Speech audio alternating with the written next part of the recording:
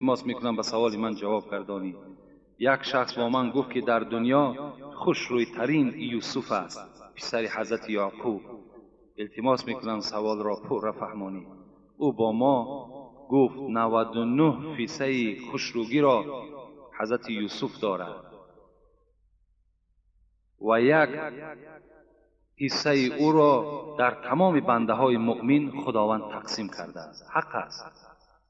حضرت یوسف به نهایت زیبا بودند، به نهایت حسن و جمال داشتند.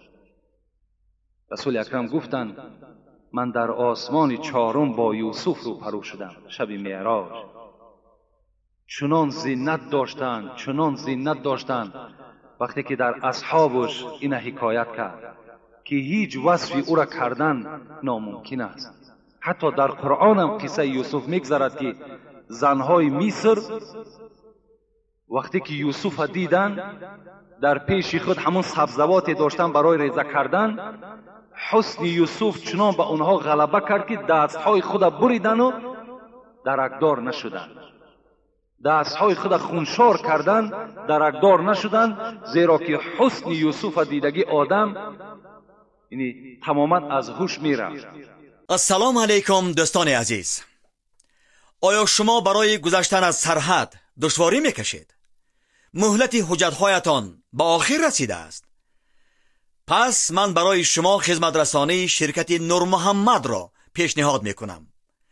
با ماشین‌های نو و زمانوی، با باوری و اعتماد کامل، توسط رانندگان مرد و زن شما را از منزل استقامتیتان تا خط سرحد برده برای عبور مرز مساعدت می نمایند. یادآور می شویم که اگر شما از نام شبکه حاجی میرزا مراجعت نمایید برایتان تخفیف ارائه کرده می شود. رقم ها برای تماس جمع 7 926 319 59 61. خانه شفا فرما داروهای طبیعی را به شما پیشنهاد میکند. سامیون وان برای شخصانی که خراب هستند و میخواهند وزن گیرند. ام پلوس اپیمدیوم برای با قوت شدن، خوب کردن گردش خون، برای طولانی کردن همخوابگی. ماس پیگمنتو برای کسلی های پسریاز و سفید شوی پوست. بینداکس برای ریزانیدن کرم های معده و روده. مینوکسیدیل برای برآوردن ریش و موی سر. کرم فرانک برای دراز نمودن مهلت همخوابگی. ماسلا خیلبه برای ریزانیدن سنگ های گرده و تبابت آن. فات زورب برای کم کردن وزن زیادتی. در قرآن هم قصه یوسف میگذرد که زنهای مصر وقتی که یوسف دیدن در پیش خود همون سبزواتی داشتن برای ریزه کردن، حسن یوسف چنان به اونها غلبه کرد که دستهای خود بریدن و درکدار نشدن. دستهای خود خونشار کردن، درکدار نشدن، زیرا که حسن یوسف دیدگی آدم یعنی تماما از هوش میرفت. لیکن یکی از حدیث های پیغمبر خدا ده، یکی از صحابه ها میگوید روز من مهمان پیغمبر بودم. شبی میگد 14 ماه بود میگد، یعنی شب 14 ماه چقدر روشن از زیبا هست. میگد من در پهلوی پیغمبر خدا نشسته بودم. پیغمبر میگد صحبت داشت، یعنی پیغمبر ما و شما.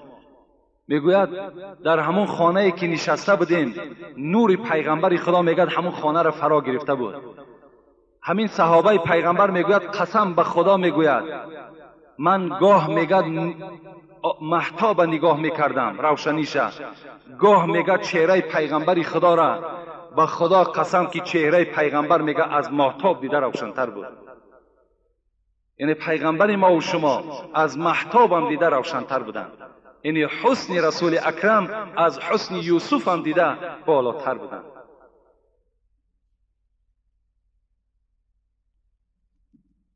السلام علیکم بابای حاجی میرزا جان. ما خواهش داریم از زبان شما شنویم جواب سوال را ساده کرده به ما فهمونید. مردکی که قاشش را میتراشد گناهکار میشود یا نه؟ این ابله از کسی قاش میتراشد؟ نخواه مرد قاش تراشد. مرد است. قاش تراشی، قاش چیندن چگونه ای که ما از حدیث پیغمبر خدا به شما رسانیده بودم که 4 طایفه را پیغمبر خدا لعنت کرده بود که یک تای همون کی هست؟ زنهایی که قاشهای خود باریک میکنند و کسانی که با این قاش باریک کردن با متخصصند، از حساب همین قاش چیندن اونها پول میگیرن، مال میگیرن. دیگرش زنهایی بودن که دندانهای خود باریک میکردن. دیگرش زنهایی بودن که چهره‌های خودشان در خال میگذاشتند. دیگرش زنهایی بودن که مویهای علمه میکردند. پیغمبر خدا گفت که اینها در حسن خدا دادگی تغییر در آوردن، تغییرات در آوردن. این قسم شیطان بود که قسم به عظمتی تو ای خداوند، من در چهره این فرزند آدم تغییرات می درآورم. همین گمان شیطان حق برآمد. امروز زنها را تماشا کنین، قاشها باریک کردگی هستند، مویهای علمه دارند، خالها میگذارند، دندانهای باریک دارند. اینها را پیغمبر خدا لعنت کرد. اگر مبادای مردهایی که امروز اگر این استفاده کنند، اینها هم در لعنت خداوند داخل می شوند. بسیار ابلهی هست، بسیار شرمندگی هست. شما باور کنین، همون من بسیار اخبارات ها را نگاه میکنم، به اخبارات بسیار توجه زیاد دارم. وقتی مردمی اسپانیا را تماشا کنین یا مردمی ایتالیا را، در یک گوش مرد 3 گوشوار دارد، 3 گوشوار، یا در لبهاشون نگینه ها سخت کردگی هستند، در بینی هم نگینه سخت کردگی هستند و دیگر تغییرات های همین مردها در آوردن. لیکن اونها از طایفه هستند که اونها را مردهای دیگر استفاده میکنند، اونها را مردهای دیگر استفاده میکنند. از این خاطر کدام جوانی که اگر گوشوار می اندازد یا چله طلا می اندازد یا گردنبند طلا می اندازد. علیکم داملای مهربان، از این سوال من آزرده نشوید، زیرا که این مسئله ها باعث شبهه در دل انسان قرار می گیرد. با احترام، مخلص شما از واسه. خداوند در کدام مکان و مقام جای دارد؟ بعضی ها میگویند که او در عرش است. التماس به ما فهمانید.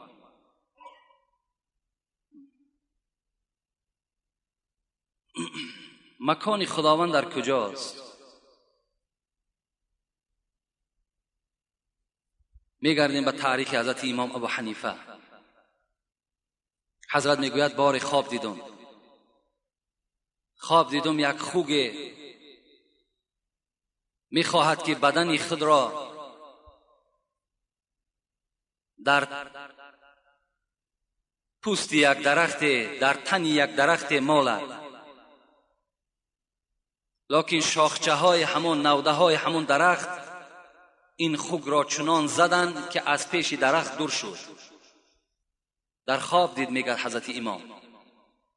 وقتی میگوید بیدار شدم، نزد استاد خود حضرت حماد آمدم، بینی ابو سلیمان.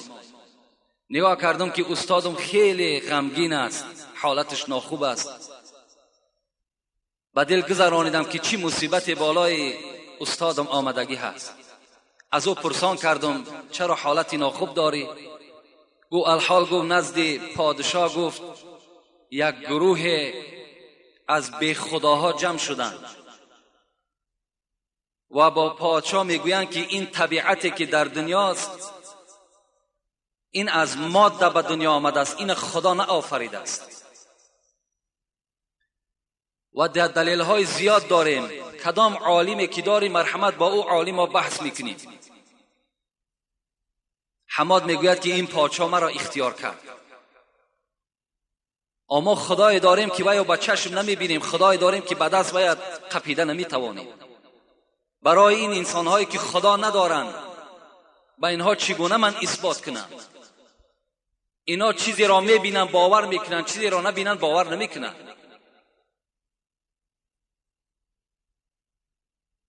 حضرت سعدی را خدا رحمت کند میگوید آن کس که به قرآن و خبر زو نرهی، آن است جوابش که جوابش ندهی. در آن کسی که قرآن دلیل میاری، حدیث دلیل میاری، وقتی باور نمیکند، جواب او انسان خاموشی است، خلاص.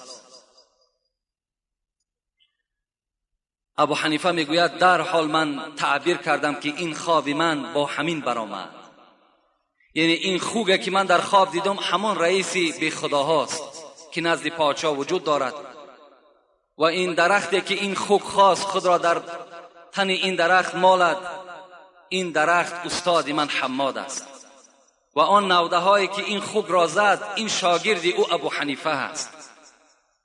گفتن حضرت غمگین نشو، من با اونها بحث میکنم.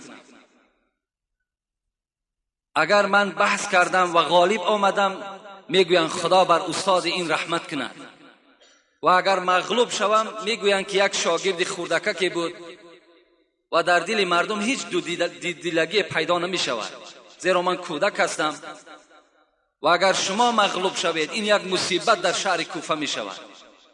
حضرت برای ما یک دعای ده، ما با این بی خداها بحث میکنم. وقتی نزد این ملحدین رفت، یعنی آدم هایی که در نبودن خدا عقیده داشتن، این سوال اونجا پیدا شد. سوال کردن، 10 سوال دادن حضرت امام. گفتن همون خدایی که تو پرستیش میکنی در کجاست؟ حضرت گفتن این مکان ندارد، خدای ما مکان ندارد، در همه مکان خدای ما وجود دارد. گفتن برای ما یک مثال بیار. حضرت امام مثال آوردن. گفتن در یک ظرف اگر شیر باشد،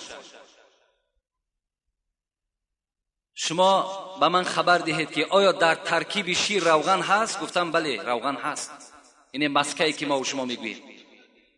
گفت آیا در کدام نقطه همین ظرف همان روغن وجود دارد؟ گفتن در تمام جزئیات این شیر روغن وجود دارد، یعنی در تمام ترکیب این شیر روغن هست. گفتن حضرت امام گفتن مادامی که یک روغن در تمام جزئیات شیر که وجود داشته باشد، پس این خدایی که خالق این شیر است و خالق این دنیاست، پس وی در همه جا وجود داشتنش ممکن است. گفت ای صاحب این مسئله راهنما، میدان به یقین که لامکان است خدا.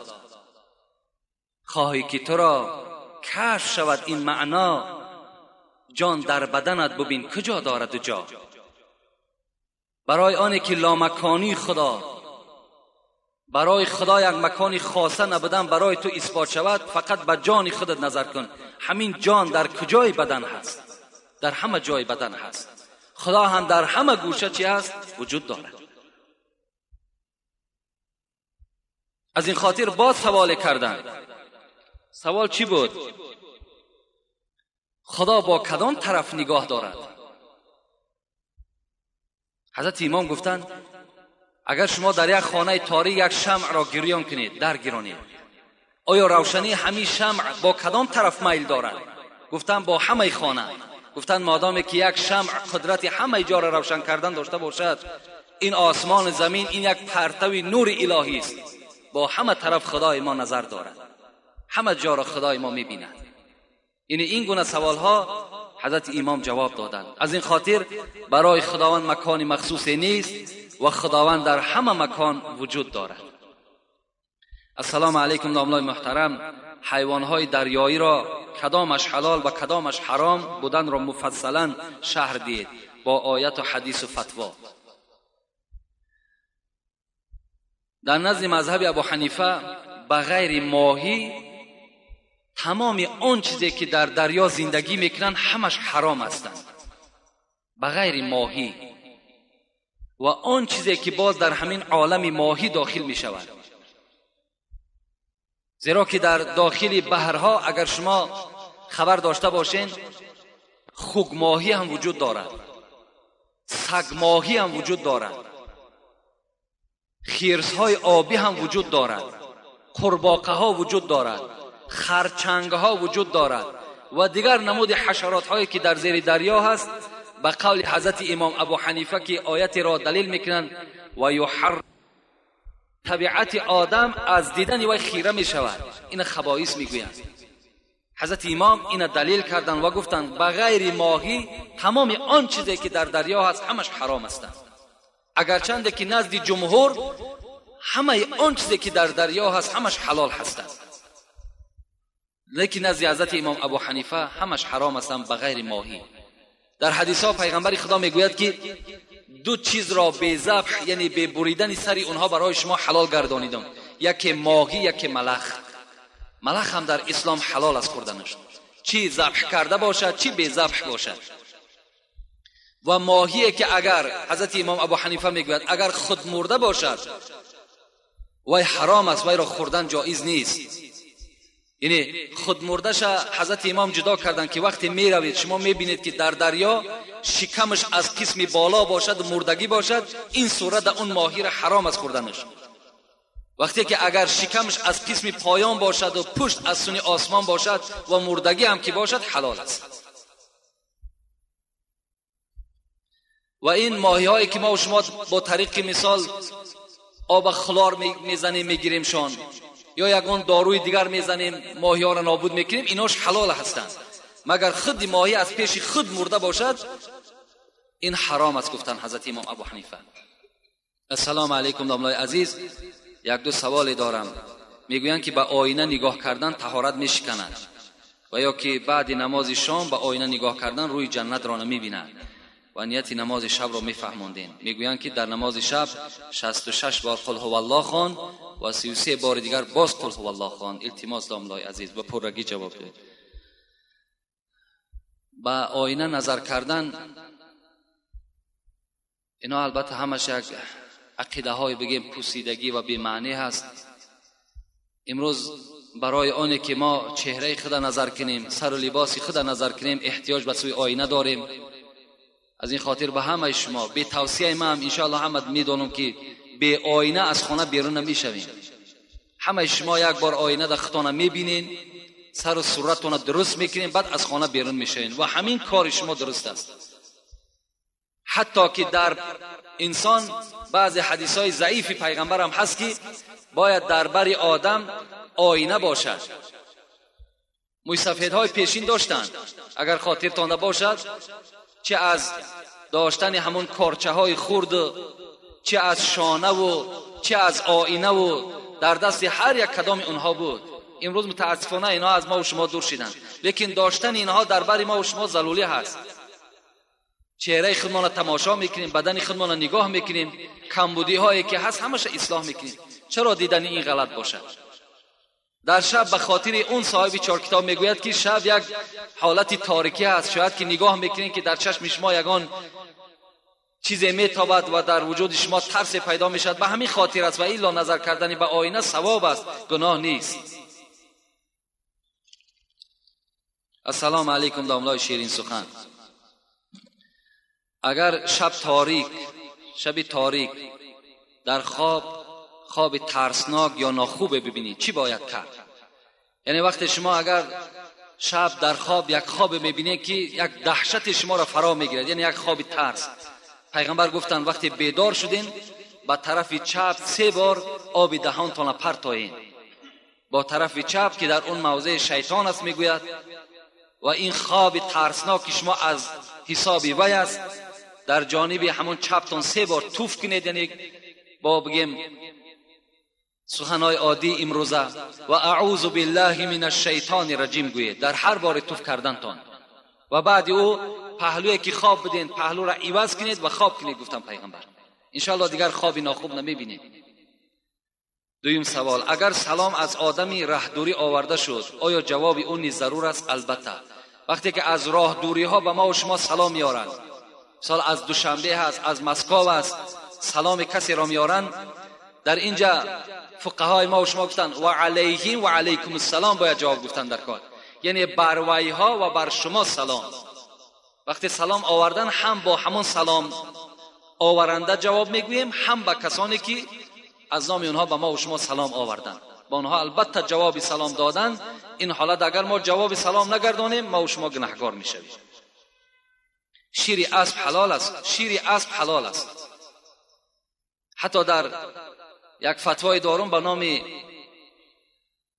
زیور جنتی، در همون زیور جنتی میگوید که شیر اسب حلال است، حتی که اگر اسب از دنیا هم گذشت بگیم هلاک شد، فوتید، در حالت همون فوتیدگیش هم که اگر در همون پیستان و شیر هم داشته باشد، شیر او را گرفته استفاده کنین، حلال است.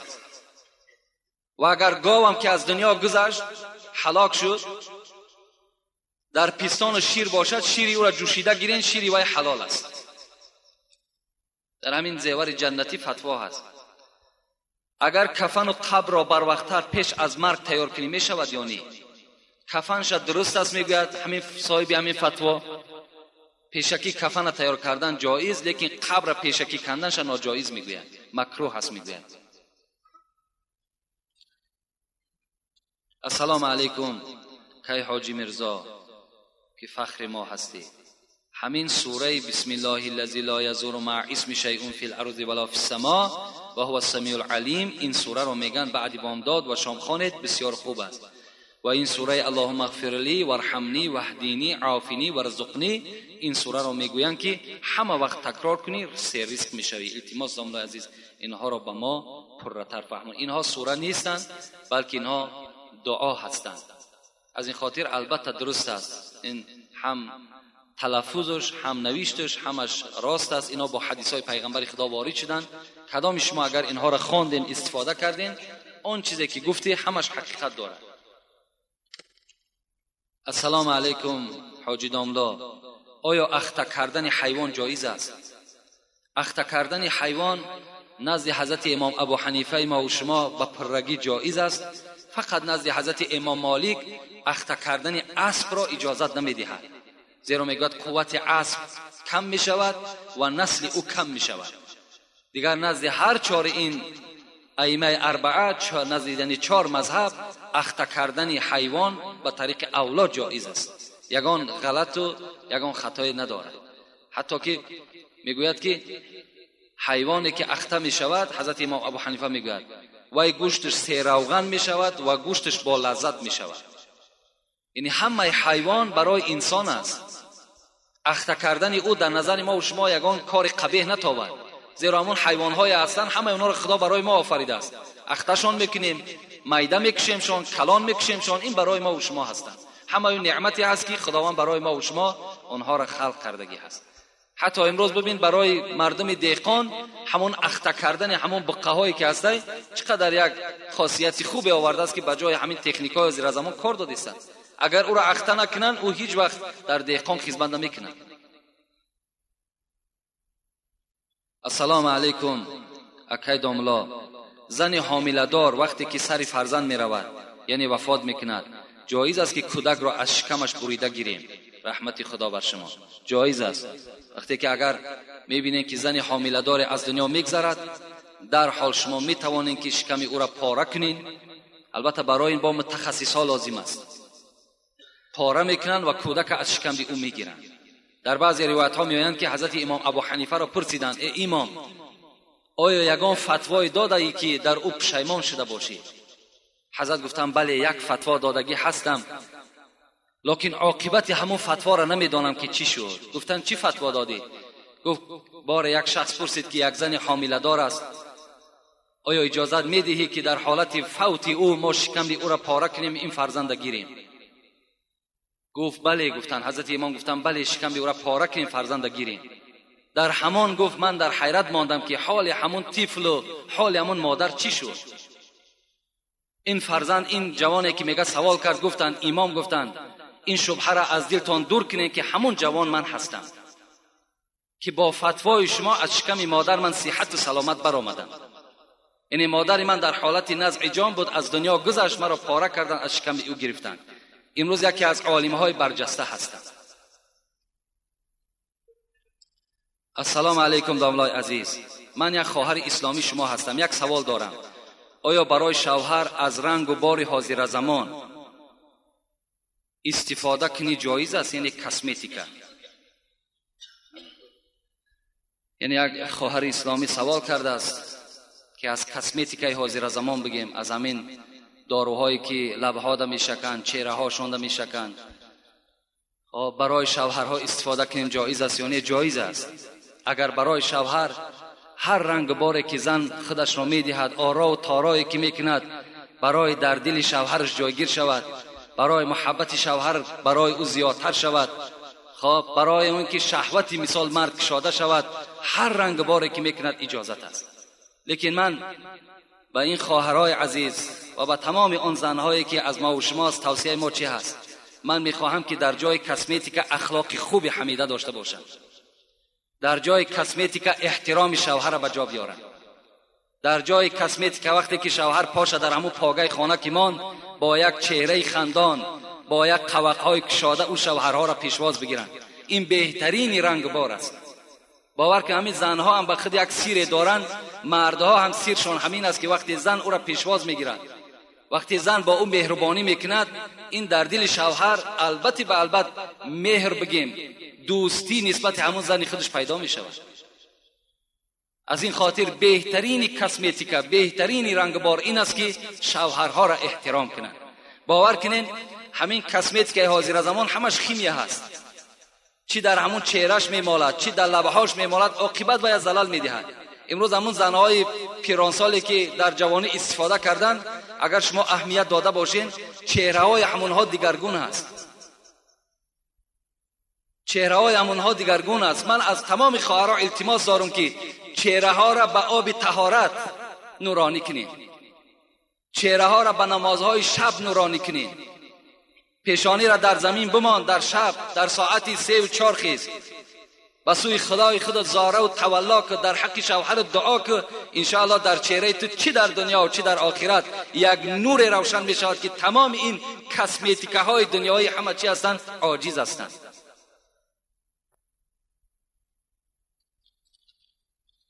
السلام علیکم بابای داملا، آیا همین شعری من ایجاد کردم درست است برای بینمازان؟ یک برادر برای بینمازان هرچی بگن کم است، یک شعر ایجاد کرده است. اگر چنده که رحمت خدا به این برادر ایجاد کردن، در وزن کم شعرها وزن ندارن، لیکن معنای خیلی خوب دارن، معناش پره هست. حیف آن نوری که در شماست سجده الله نکرد، حیف آن دست و پایی که در شماست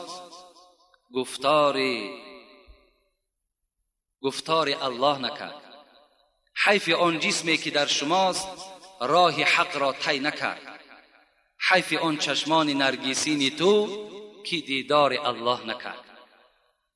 این معناهای خیلی کلانی دارد، لیکن وزنها ندارد شعر، وزن در کار برای شعر. من یک شعر از جنونی در همین تمثیل به شما میخوانم که گوش اندازین چگونه حضرت‌ها ایجاد میکردن. لیکن اولی اگر شاعریش باشد خیلی خوب است، خیلی خوب است، آینده انشاءالله نیک می شود. دلی به عشق او بادا کفیده. حضرت جنونی میگوید همین مسلمانی که در دلش عشق خدا نداشته باشد بادا کفیده، خدا این دل کفانده بگرداند. دلی به عشق او بادا کفیده، زبان به ذکر او بادا کشیده، نریزد آب دیده کور بهتر، تنی به طاعتش رنجور بهتر. اگر مسلمانی که در چشم او آب چشم نباشد، از قیامت نترسد، از گور نترسد، نریزد آب دیده کور بهتر. برای این همون کور بودن بهتر بود. نریزد آب دیده کور بهتر، تنی به طاعتش رنجور بهتر. تنی که طاعت نداشته باشد، عبادت نداشته باشد، فقط به کار دنیا مشغول باشد، این خیل بدن گفتن حضرت فلج بدنش بهتر است. بود بر مرده غافل کفن حیف، به حلق کشته دنیا رسن حیف. دنیا انسانی که از دنیا غافل میگذرد برای او کفن حیف میکنه. انسانی که از دنیا فقط برای همین طله و تاراج دنیا گذشت، او رشته همین دنیایی را میگد حیف میکنه. این حضرت هم مثل همین شعر ایجاد کردن، لیکن خیلی خوب است. برای بینمازا این البته کم است. حاجی داملای محترم، من اول از شما عذر پرسیدم میگویم که زن شوهر خود را به دین اسلام درآورد، یعنی نماز را یاد دهد، درست است یا نه؟ داملا از شما یک کف دعای نیک طلب دارم، خدا شما را نگاه بدارد. یعنی زنی که اگر شوهرش نماز خوان میکند درست است یا نه؟ البته درست است. این خیلی نادر است که زنی که شوهرش نماز خوان میکند، خیلی نادر است. خوش به حال همون خواهر، خوش به حال همون زنی که برای اصلاح شوهرش حرکت میکند، برای با دیانت کردن شوهرش حرکت میکند. خوش به حال این زنی که البته این عمل انجام میدهد.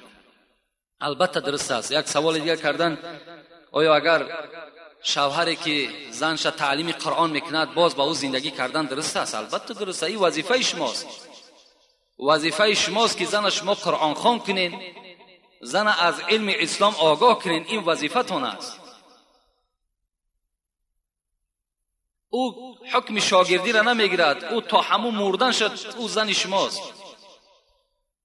شاگرد شما هم که باشد غلط هم ندارد، هیچ یگان جای غلطی نیست. السلام علیکم بابای حاجی، به سوال من جواب دهید. تسبیح ها را در دیده ها میمالند، چی معنی دارد؟ دویم، زن در دنیا 2 3 4 شوهر میکند، در جنت همراه کدامش میباشد؟ انا زنهایی که در دنیا 2 شوهر میکنند، 3 شوهر میکنند، از پیغمبر خدا پرسیدند این سوال. حضرت گفتند که با شوهر آخرش در جنت است. کدام شوهری که با او در آخر حیاتش یک جا بود با همراهی او در جنت است. در بعضی روایت ها میآید که کدام شوهری که خوش اخلاق بود این زن همراه او هست. ابی دردا میگوید وقتی که از دنیا گذشتن با شوهر خود، با زن خود گفتن که شوهر نکن اگر تو بخواهی که در جنت همراه من باشی. این مطلب از این سخن ابی دردا هم این است که زن با آخران شوهر خود در جنت است. و تسبیح را در دیده ها مالیدن، اینها یعنی کاری غلط خطا هم بگیم خطا نمیکنیم. تسبیح گردانیدن ثواب، تسبیح گردانین. از گپی بیهوده ده همون سبحان الله شما میگوین هزارها بار بهتر است، لیکن بعد تمام کردن اونها را بوسه کردن در دیده ها مالیدن اینش غلط است، گناه است. فقط شما قرآن در دیدتان مالین، فقط شما قرآن بوسه کنید. و یک سنگ است، آیا بوسیدن چی لازم است؟ برعکس در فتواها میگن قبر، حتی قبر پدر که یک قبر خیلی محترم است، همون قبر بوسه کردن حرام است که وای از خاک عبارت است. وقتی که میگه حضرت عمر طواف خانه کعبه میکردن، همون نزد سوراخی آمدن، جایی که حجر الاسود ایستادگی هست، و همون حجر الاسود گرفتن و بوسه کردن و گفتن قسم به خدا ای حجر الاسود، من دیدم که پیغمبر تو را بوسه کرد و الا من تو را بوسه نمیکردم، تو یک سنگی هستی، از دست تو هیچی نمیآید.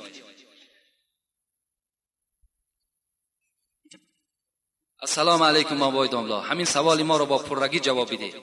من بسیار در نماز غلط میکنم، اگر پس بخوانم، اگر نماز را کمکک بلند بخوانم خطا نمیکنم. یعنی نماز بلند خوانم غلط نمیکنم، پس بخوانم غلط میکنم. من دخترک هستم، میگن آواز دخترک سطر هست، من چی کار کنم؟ باز یک سوال دیگر. بابای داملا، من میخواهم که جنازه را پیش از نماز بخوانیم، برای آنی که بسیاری کسها در نماز جنازه اشتراک نمیکنند. خداوند این خواهر باز توفیقش زیاده بگرداند. یعنی همه وقت باید که جنازه های ما بعد نماز شوند، زیرا پیش از نماز جمعه وقتی ما جنازه میکنیم اکثر مردم جمعه را میپرتوین، از پس نماز جنازه میشوند. اینجا ده همشون گناهگار میشوند، زیرا فرض عین ماندگی مثال از پای یک فرض کفایه میشوند. باید که جنازه البته به البته چی شود؟ بعد نماز شود. و سوالی که دادن آواز دخترک سطر هست، این غلط است. آواز دخترک سطر نیست. آواز دخترک سطر است در وقتی که در نزدش مردهای باشند که مثال محرم این نباشند، مردهای بیگانه باشند، این حالت در آواز زن سطر میگن. لیکن در نماز همه شما چی زن و چی مرد می توانیم 5 وقته نماز کدامش نباشد، چی بامداد چی پیشین.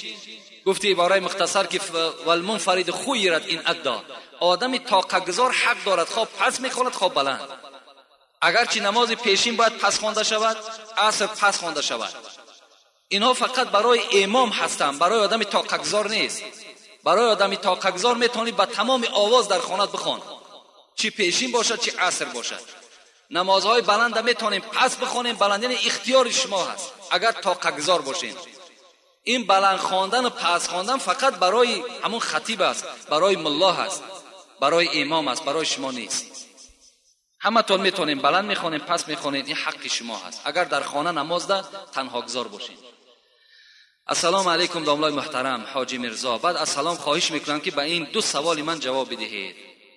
در ماه سفر لباست در تنت اگر بسوزد پوشیدن وی باز درست است یا نه؟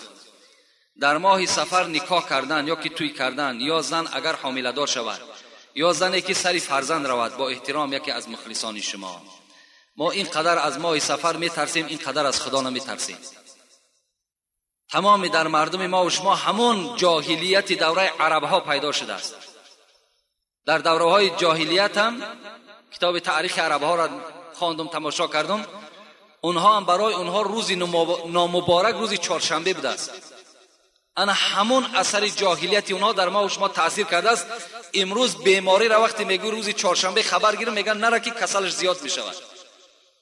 ببین این یک جاهلیت است، حالان که پیغمبر ما و شما میگه العائد فی المریض یمشی فی مخرفة الجنه. کسی که اگر بیمار خبرگیری میرود قدمهای او در باغ از باغهای جنت قدم زده ایستاده است. ببین ما و شما را محروم میکنن از فیض همون جنت، از همون داخل جنت. ما و شما را این جاهلیت محروم میکنن، نمیگذارد که شاید که من همون روزی چهارشنبه بیکار باشم خلاص. یا حضرت عایشه صدیقه میگوید که در دوره های جاهلیت ماه شوال بسیار ماه نامبارک بود برای مردم عرب، حالان که پیغمبر مرا در ماه شوال نکاح کرده گرفت. این عایشه صدیقه میگوید. یا جاهلیت ما و شما این گونه بود که یک چغز اگر در بالای یک درخت می نشست میگفتیم از همین خانه یک کس وفات میکنه، یا همین خانه ویران میشد برای که چغز در بالای خانه نشست. حالان که خدای ما و شما میگه و ما اصاب من مصیبت الا باذن الله. ای بندگان من، خاطر شما جمع باشد، از هیچ چیز نترسین. هر بلا و مصیبتی که به سر شما می آید همش از نزد من به اجازت من می آید. شما از اینها نترسید. ماه سفر هم از طفیل اینهاست. ماه سفر یک ماه پرخیر، یک ماه پربرکات. فقط پیغمبر خدا را وفاتش در این ماه سفر است. برای این در این ماه، هر ماه برای ما و شما ماه مبارک است. از ماه سفر نترسید. حتی پیغمبر لا عدوى ولا طیرة ولا هامة ولا سفر فی الاسلام. ببین در اسلام ما از پرنده ها نترسین. گفت در اسلام از ماه سفر نترسین. هیچ چی بلا ندارد، هیچ مشقتی ندارد. برای همین لباسی که در ماه سفر می سوزد پوشیدن او باکی ندارد، پوشیدن بگیر.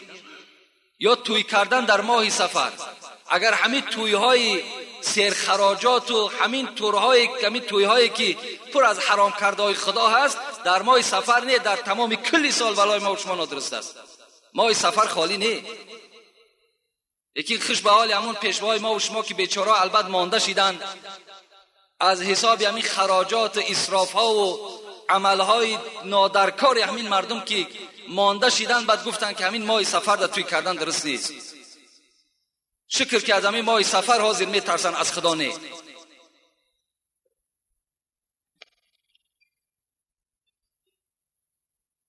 السلام علیکم داملای محترم. از شما خواهش میکنم که با سوال من جواب گردانید. پدر و مادر حضرت امام اعظم کی بود؟ اینها را ما گفتیم گذاشتیم. از آینه نیلگون نماز بامداد یا پیشین و غیر نمازگزاری را میخوانند. از قفا اینها نماز خواندن درست است یا نه؟ درست نیست. از بالای تلویزیون وقتی که شما یک نماز میبینین و با آنها اقتدا میکنین، نماز شما فاسد است، نماز شما درست نمیشود.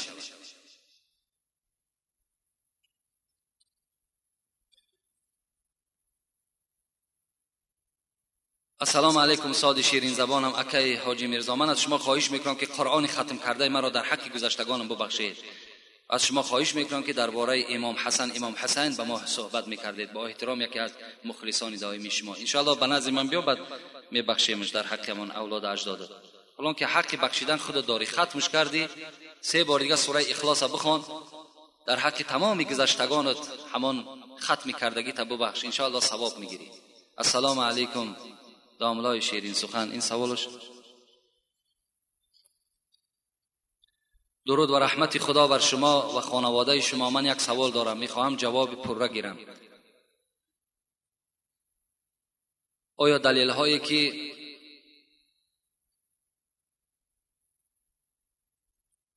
دو سوالی هستن که خیلی وقت زیاده میگیرن و میخواهم همین سوال آخران جواب میگردانم.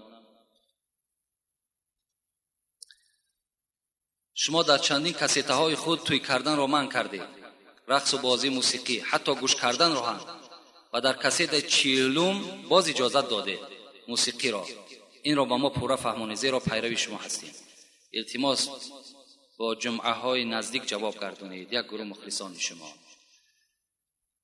یعنی توی کردن، من کردن من، این فتوای من نیست. اون چیزی که میگیم از حدیث میگیم، اون چیزی که میگیم از اجتهاد فقهای ما و شما هستند.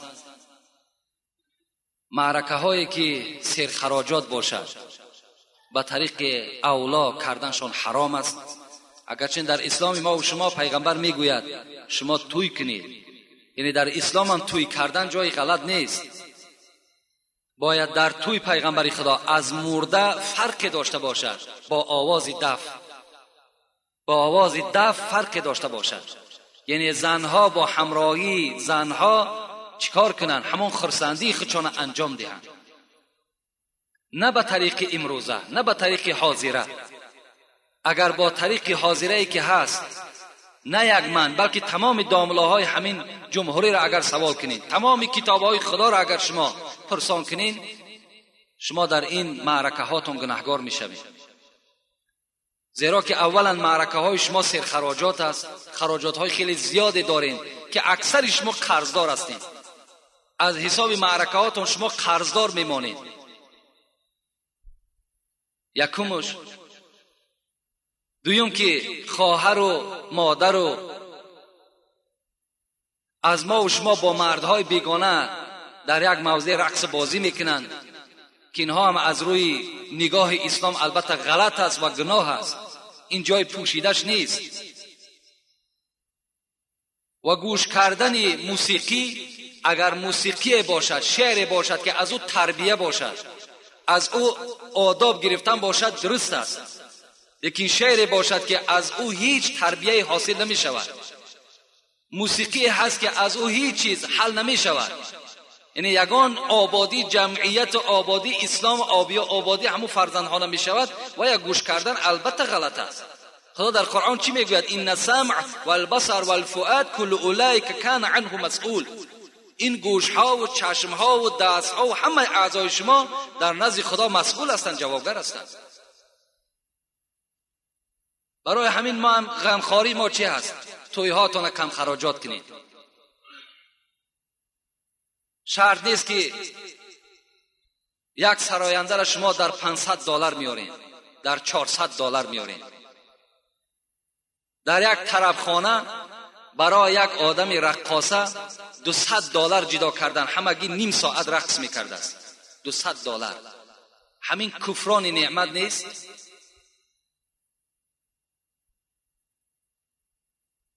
برای $200 را به دست آوردن چند قدر مهنت در کار، چند قدر مشقت در کار. این ما در دوشنبه در یک طربخانه آوازش آمد که $200 همگی نیم ساعت رقص میکرده است. خیلی رقاصه مشهور بوده است. اینا کار ما مثال مسلمان ها، اینا کار ما پیروای امام ابو حنیفه. آیا امام ابو حنیفه هم چنان کرده بود؟